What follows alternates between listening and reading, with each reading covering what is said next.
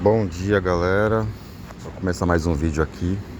Então, comecei a gravar os vídeos, né? O pessoal agora tá mais bonzinho pra você ver como que meu celular é clonado, né? Eu já falei pra vocês, até o modo como ele é, clonagem espelho. E nossa, deu uma melhorada, sabe? Até os macacos voadores, porque antes, gente, eu ainda passo na rua e essas pessoas ficam lançando frases, palavras e some. Gente desconhecida que eu nunca vi na vida, chega, passa de carro, gente. Passa do meu lado e com a porta aberta, com a janela do carro aberta, dá uma pequena desacelerada, fala as coisas e vum, sai correndo, já faz a curva, sabe? E ele sabe certinho quando eu tô usando o celular, se eu tô gravando ou deixando de gravar, porque eles têm clonagem espelho. Então se eu tô com o celular ligado, vendo qualquer coisa, eles sabem, entendeu? Se eu tô com o celular ligado, se eu tô com o celular desligado, se eu tô com o celular na mão, se eu não tô com o celular na mão. Então eles sabem a hora que eles podem se aproximar e mandar os macacos voadores no meio da rua. Macaco voador, eles estão aí ainda mandando os recados deles, mas eles estão mais prudentes agora, porque antes eles faziam no meio de outras pessoas. Depois que eu comecei a gravar agora, eles estão mais assim, reservados. Eles procuram, quando eu tô assim, num local assim que não tem muitas pessoas ao lado vendo, mas assim, pode ser numa rua ou numa avenida, mas quando eu tô mais sozinho. Antes não, antes era quando eu tava no meio a várias pessoas, entendeu? Eu não sei se eles estão com medo agora de que tem pessoas talvez me observando para me ajudar. Talvez eles estão com medo disso, né? Ó, agora ele tá gravando um vídeo e deve ter pessoas observando ele para ajudar. Eles estão mais bonzinhos, entre aspas, entendeu? Eles estão mais cuidadosos, essa é a palavra. Praticando os crimes, mas cuidadosos, entendeu? Então, gente, aí eu vou continuar falando sobre as coisas que aconteciam, né, na casa, as intimidações, as coerções, né, o impedimento de você de ir e vir, porque tudo isso é crime, né? Tudo isso é tipificação de crime que tem na lei. Porque tudo que eles praticaram comigo desde 2016, começando com a minha família e passando depois a nível nacional, é tudo isso daí. É tudo crime. É coerção, intimidação, é, falso testemunho, né? Difamação, calúnia, invasão de privacidade, violação de correspondência, agressão física, porque teve agressão física, eu ainda não falei, mas eu vou falar. Agressão física, tortura psicológica, agressão verbal, perseguição, stalking, invasão de privacidade, difamação, tanta coisa, tantos crimes e crimes em cima de crime que esse povo comete, né? Então, continuando as coisas que eles faziam. Eu vou tentar fazer agora, gente, uma cronologia. Talvez eu tô percebendo aí, não sei se eu vou conseguir separar por tópicos, mas eu vou tentar, que nem eu falei. Mas eu vou fazer uma cronologia aí por ano, tá? Então foi assim, sabe? O primeiro ano, eles estavam fazendo isso daí, né? As intimidações, as batendo na parede, as torturas psicológicas. Aí eles começaram a ganhar o quê? Eles começaram a ganhar que eles viram que, poxa, ele não conseguiu nem recorrer à lei, nem as pessoas que poderiam ajudar, que são profissionais, parece que já estavam fechados com eles, né? Ou se não estava fechado, estava manipulado por eles, que eles, enfim. Aí, agora a gente vai pintar e bordar, porque ele não tem a quem recorrer. Quem poderia ajudar ele aí tá ou fechado com a gente, ou tá manipulado com a gente, não vai ajudar ele em nada. Como eu já falei que eu fui até desestimulado a dar continuidade em qualquer coisa, que isso não ia dar nada, e o pessoal não conseguiu me ajudar. Porque sim, eu fui atrás, teve uma época aí que eu fui atrás. E então eles, sabe, eles ganharam confiança. Então eles pintaram e abordaram. E eu naquela situação, gente, eu sem R$1 no bolso, porque eles acabaram com o meu financeiro e tudo. Aí meu sobrinho, junto com meu cunhado, gente, eles invadiam a minha privacidade, eles me torturavam.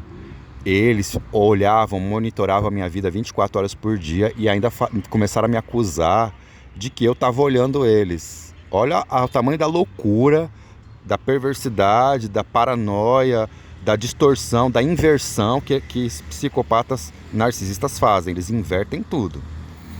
Eu estava parado ali em frente ao meu quarto, a porta de entrada da minha cozinha, ou com a minha cozinha aberta, e eles tinham que passar em frente à porta da minha cozinha, que era caminho para eles subir para os cômodos de cima onde eles moravam. Aí meu sobrinho, uma total falta de respeito, sabe? Eles ensinaram o meu sobrinho a não me respeitar. E não só ensinaram, como incentivaram meus dois sobrinhos. Uma baita falta de respeito, uma baita falta de consideração e baita falta de memória. Tanto que eu já ajudei eles a criar aquelas crianças, tá? Um dia eu conto isso, mas isso foi antes de 2016, eu não vou falar sobre isso agora. E aí começou, meu sobrinho me intimidando. Tá olhando o quê? O que tu tá olhando? Folgado, sabe? Só que ele falou isso quando não tinha ninguém ouvindo. Porque acho que talvez até isso era tão absurdo, que ele não fez perto de ninguém. Nem da minha progenitora, que é vó dele, nem perto da mãe dele. Talvez isso aí já chegava tão absurdo, até mesmo entre eles lá, que ele fez só separado. Ele fez quando não tinha ninguém no quintal. Tá olhando o quê? Tá olhando o quê? Eu ia bater nele, eu ia pra cima dele. O que eu ia fazer, gente? Numa situação dessa? Eles iam me acusar de agressão. Porque tudo eles iam reverter a situação pro meu lado. Eles iam me acusar de agressão. Aí o cara assim, sabe? O cara que eu ajudei a criar, sabe? Tá olhando o quê? O que tu tá olhando? Depois o pai dele também. Uma vez passou em frente a meus dois cômodos. Tá olhando o quê? O que tá olhando? O cara invadia a minha privacidade, sei lá com que tecnologia. Que eles sabiam tudo que acontecia dentro do meu quarto, no meu quintal, no meu banheiro, na minha cozinha. E eu que tava olhando, sabe? E tudo que eles faziam, aí eles começaram a correr. Eles não passavam mais em frente o meu tudo no quintal que eles faziam era correndo, eles já não caminhavam mais, eles andavam no quintal, pra eu não ver. Com um monte de coisa na mão, que não era pra eu ver. Sei lá que diacho que era aquilo que estava na mão. Eu até pensei, gente, será que esse povo tá fabricando droga aqui? Porque esse povo não tá trabalhando. Como é que eles estão se sustentando? Estão vendendo droga? Não é possível. Pensei comigo uma vez, até cogitei isso, sabe? Estão produzindo droga aqui, estão embalando, que diacho que é que eles estão fazendo? E tudo que eles faziam era corridinho. Um monte de trambolho na mão, tudo enrolado em panos pra eu não ver o que era, gente. Tudo. E eu não observava a vida de ninguém. Eles que me monitoravam 24 horas por dia. E eles mesmo, na neurose deles, na psicose deles, tudo que eles... Sabe aquelas trouxas de desenho animado? Que a pessoa enrola uma trouxa enorme, um lençol branco, como se fosse de mudança, bota um pau assim e vai carregando aquilo nas costas. Era desse jeito que eles andavam. Minha irmã, minha sobrinha, meu sobrinho, meu cunhado, com uma trouxa enorme. Tudo que eles faziam era enrolado em panos de lençóis para eu não ver. Até parece que eu ficava reparando, não ficava reparando. Mas a psicose, a neurose deles era tanta que era umas trouxonas enormes, gente. Umas trouxonas enormes. Que eles subia e descia e correndo para eu não ver que eles estavam com aquelas trouxas enormes na mão. E tudo que eles faziam, tudo que eles carregavam para dentro de casa, compra de mercado, tudo, era envolto em lençóis de roupa de cama, gente. De lençóis brancos. E aí começaram a fazer tudo de madrugada. Uma coisa que eu quero ressaltar para vocês, gente, é que esse povo, eles fazem as coisas parecendo que eles estão fazendo coisas normais.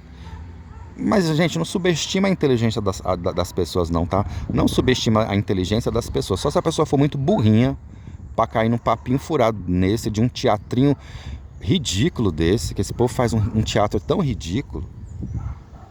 que só se a pessoa for muito desprovida de inteligência para cair numa dessa.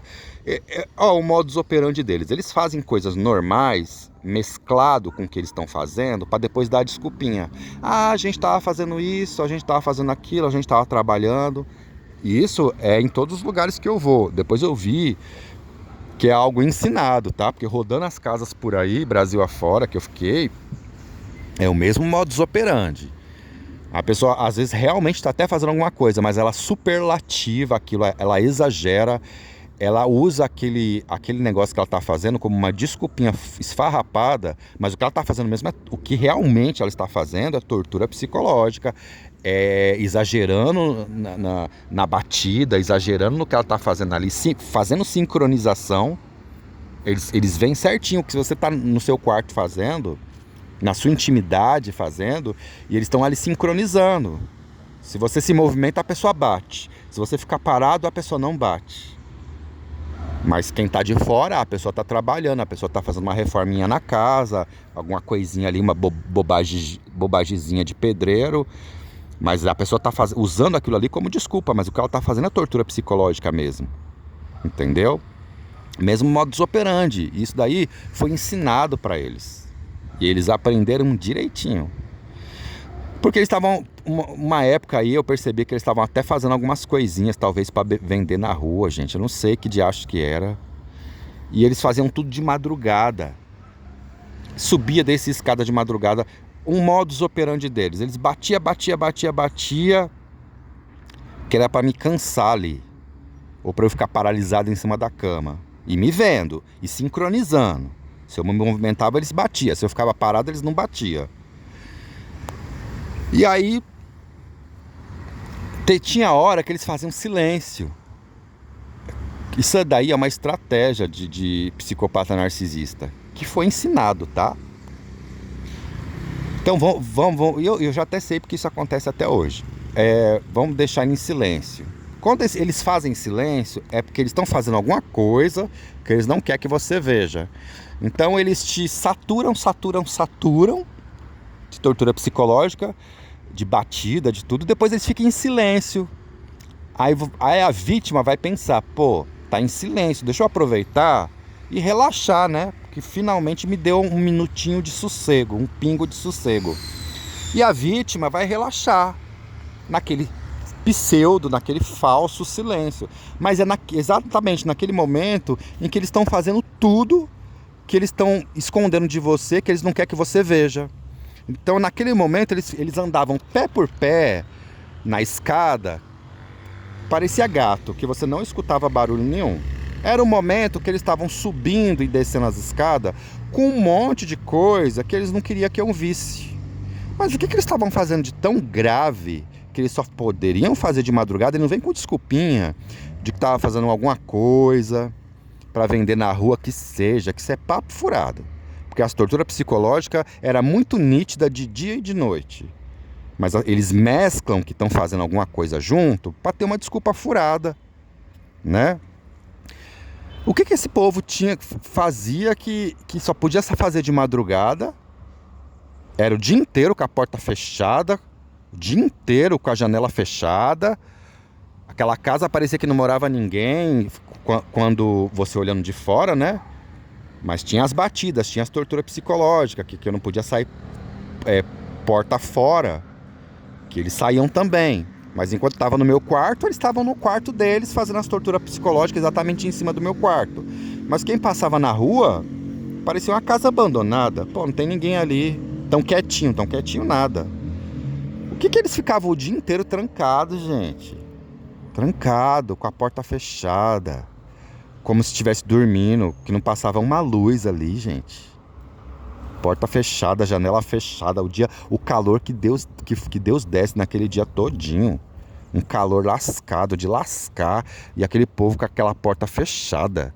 E me torturando o dia todinho com a porta fechada, com janela fechada. Então quem passava na rua, algum vizinho que visse, né? Ah, estão trabalhando. Não estão aí não, estão em casa. Então nada, aliás, não estão em casa. Não, estão em casa sim. E estão em casa e fazendo tortura psicológica. Ah, estão dormindo? Não estão dormindo. Porque ficava o dia inteiro me torturando. E de madrugada também. Mas eles tinham esse lance aí de de eles, na hora que eles faziam silêncio, era exatamente a hora que eles estavam subindo e descendo e exatamente fazendo aquilo que justamente eles não queriam que eu visse. Depois eu percebi isso.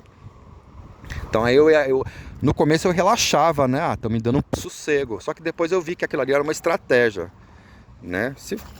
Aquilo ali é uma estratégia. Aí eu peguei, exatamente na hora que eles me davam sossego, era a hora que eles estavam fazendo coisas que eles não queriam que eu visse. E aí eles me davam sossego justamente para poder relaxar. Então vamos saturar ele, vamos torturar ele. E na hora que a gente realmente não quer que ele veja, a gente dá sossego para ele, porque ele já está saturado mesmo, ele vai querer relaxar, ele vai precisar descansar. E aí a gente faz aquilo que a gente não quer que ele veja. E essa daí, gente, era uma das estratégias deles, né? E das torturas, das coisas que eles faziam, né? E tá. Aí, gente, o tempo foi passando, eles já tinham o meu dinheiro acabou. Eu não consegui mais voltar a trabalhar, eu perdi o emprego por causa deles, porque a tortura, gente, era 24 horas, e não era uma torturinha, não, era uma tortura forte, que nem eu tô falando pra vocês. E eu não podia ficar em casa. Gente, eu dei graças a Deus que eu não estava trabalhando. Eu botava a mão na cabeça e eu falava, gente, ainda bem, porque o meu trabalho era trabalho, ó, braçal, era trabalho pesado, era faxineiro escolar. Eu dei graças a Deus, eu falei assim, ainda bem que eu não tô conseguindo, eu não tô trabalhando. Porque se eu tivesse trabalhando, eu não conseguiria trabalhar. Porque eles não deixavam eu dormir à noite. E durante o dia eu não podia ficar em casa. Durante a noite, até então, no começo eles achavam que eu estava trabalhando. Porque eu não consegui voltar a trabalhar, mas eu comecei a sair todo dia, de manhã, e voltar só de noite. Gente, eu ficava por aí. Como aqui na minha cidade tem uma área preservada, eu ficava no meio dos matos. Eu ficava tentando ganhar minha sanidade mental, pensando em tudo que tinha acontecido, o que de acho que aconteceu. Foi aí que eu encontrava aquele monte de onça que eu falei pra vocês, que um dia eu conto a história pra vocês. Que eu encontrava a onça lá no mato, graças a Deus, Deus me dava o livramento, não fizeram nada comigo. Mas eu ficava assim, na cidade, eu ficava andando. Até então eu não tinha problema de saúde físico nos dois joelhos, nos dois pés. Meu problema, gente, eu tenho esporão de galo graças a eles, tá? De tanto que eles me torturaram. Eu tenho esporão de galo no plantar. E eles usam essa rede deles aí, esses médicos aí que faz parte da rede deles, não quer me operar de jeito nenhum, que fala que não existe cirurgia para quem tem esse problema plantar. Só opera quando é no calcanhar, quando é na base do pé. Eu piso assim, parece que tem prego espetando de baixo para cima. Eu tenho problema nos dois joelhos, eu tenho problema nos dois pés, eu tenho problema na parte óssea, na parte muscular e na parte de tendão. Dos dois pés, dos dois joelhos. Tem dia que eu fico... já teve vez de eu ficar uma semana de cama, de eu não conseguir ir para a beira do fogão fazer uma sopa. Eu não consegui ficar em pé. Eu ficar 24 horas deitado numa cama, eu malemar tinha condições de levantar para tomar banho, que me dói, gente, do alto da cabeça à ponta dos pés, músculo, tendão e ossos quando me ataca, sabe? E depois eu conto essa história aí que acabou afetando a minha saúde. E aí, gente, eu chegava, eu pensava comigo, eu não estou trabalhando, eles estão pensando, eu fiquei um ano.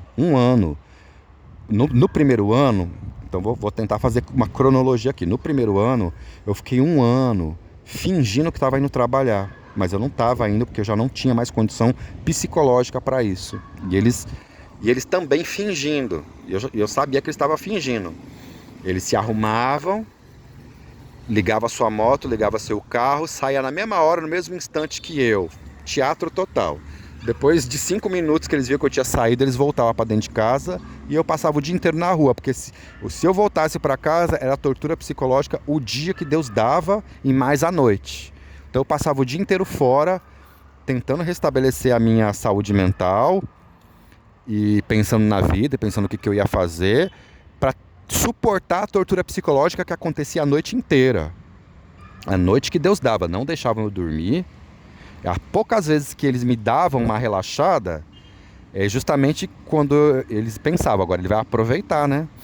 Vai relaxar, porque já passou o dia inteiro na rua, trabalhando. A gente torturou ele parte da noite, não deixamos ele dormir, agora ele vai relaxar. Era uma estratégia deles, entendeu? E eu pensava, ainda bem que eu não estou trabalhando, porque eu não ia conseguir trabalhar fisicamente. Psicologicamente, eu já não voltei a trabalhar mesmo porque eles detonaram meu psicológico. Mas mesmo fisicamente, eu não conseguiria. Então, durante o dia, querendo ou não, por mais que eu andasse, na rua, eu descansava em algum lugar. E se eu estivesse trabalhando, eu não ia ter descanso. Mas eles achando que eu estava trabalhando, mas eu não estava. Porque eles já tinham detonado o meu psicológico, sabe? E aí, gente, foi indo. E eu viajando, sabe? Até então, no primeiro ano, eu estava com dinheiro, com restinho de dinheiro. Eu falei, gente, eu preciso sair desse lugar, mas eu não conseguia pagar aluguel. Porque eles chupinharam todo o meu dinheiro. Todo o dinheiro que eu peguei emprestado no banco foi para obra. Sobrou pouco dinheiro para mim. E eles boicotaram a obra, que nem parece que eu gastei aquele dinheiro que eu gastei. E eu falei, gente, eu preciso fazer alguma coisa para restabelecer a minha saúde mental. Então eu viajava para praia, viajava para algum lugar, para outro, para algum estado diferente. Mas, gente, nada muito espetacular. Viagem de ônibus. Fui visitar uma pessoa que eu precisava visitar, que morava em outro estado, um amigo meu, enfim. E falar, quer saber, vou lá, vou passar uns dias lá, vou restabelecer a minha saúde mental. Nessa época, gente, não tinha esses macaco voador, não tinha nada disso. Era só eles. Esteja bem claro, entendeu? Nessa época aí, os macacos voadores, gente, começou depois que a minha irmã se separou do meu ex-cunhado e começou a namorar, virou esposa, sei lá, peguete, namorida, né, desse atual que ela tá hoje, que é um político aqui da minha cidade, bolsonarista. Então, esses negócios de macaco voador começou depois disso. Entendeu? Até então não tinha isso. Até então, as torturas psicológicas podia até ter os olheiros deles, que nem eu falei pra vocês, porque quando eu ia chegando em casa, eles já sabiam que eu tava chegando, mas era uma coisa oculta, camuflada. Ninguém me atacava na rua, ninguém ficava me xingando na rua, me humilhando na rua, me perseguindo na rua, não. Era eles, era ali o meu núcleo familiar que detonou comigo. E só isso já foi suficiente para detonar comigo. Agora imagine depois que eles acionaram os Fly Monkey deles. Entendeu? E aí, viajei e tal, e tentando, e não, nada desse povo melhorar, nada desse povo. Eu falei, gente, esse povo não vai melhorar nunca dessa loucura deles, dessa loucura coletiva. E isso tudo começou em 2016, tá? Então começou em 2016, aí passou um ano, 2017, e aí meu dinheiro acabou, né? Meu dinheiro foi acabando, porque, gente, eu só perdi dinheiro, não ganhei nada. Gastei lá na obra, investi na casa da família e só tomei mau agradecimento, só tomei injustiça, só tomei golpe de todos eles. Então, assim, meu dinheiro só indo, eu não estava ganhando nada, né? E afastado do trabalho, tá? Eu falei assim que eu perdi o emprego, mas eu estava afastado do trabalho. Afastado do trabalho e não conseguia retornar a trabalhar. E eles me prejudicando ao longo das semanas, ao longo dos meses, ao longo dos anos. E eu afastado do trabalho. E a minha saúde mental, eu não conseguia voltar para o meu trabalho. Entendeu? Porque eu fiquei muito tempo ainda com vínculo nessa empresa que eu trabalhava. Eu não estava recebendo nenhum dinheiro. Eu recebi durante um tempo só um dinheiro. Depois, eu não tinha condições, saúde mental para voltar a trabalhar, né? E ninguém me pagava dinheiro, eu estava afastado, mas sem ninguém me pagando, tá, gente? Ninguém estava pagando meu dinheiro. Me pagou durante um tempo. Depois, parou de pagar.